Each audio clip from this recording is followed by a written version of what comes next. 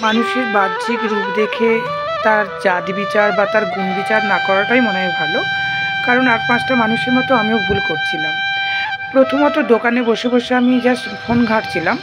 মানুষটাকে যখন হঠাৎ দেখতে পেলাম ভ্যানে বসে মুড়ি খাচ্ছে আর খুব মাথা চুলকাচ্ছে। আমার ধারণা হয়েছিল হয়তো পাগল। মানে যেটা হয় বয়স্ক মানুষরা একটু পাগল, পাগল ভাব হয় না? সেটাই ভেবেছিলাম।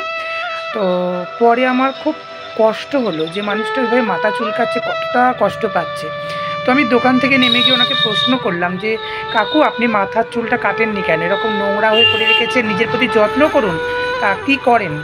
তো পরে জানলাম মানুষটি ওই যে ভ্যানের মধ্যে তেলের ড্রাম বসানো আছে, উনি ওই ভ্যান চালিয়ে তেলের ড্রাম কেনে। মানে ওনার একটা মালিক আছে, তেনার সঙ্গে আর কি ওই ড্রামগুলো ভ্যানে করে বয়েন। সে ভালো কথা, এই বয়সেও খেটে খাচ্ছে, খুব ভালো কথা। আমার ভাবনাটা সত্যিই ভুল।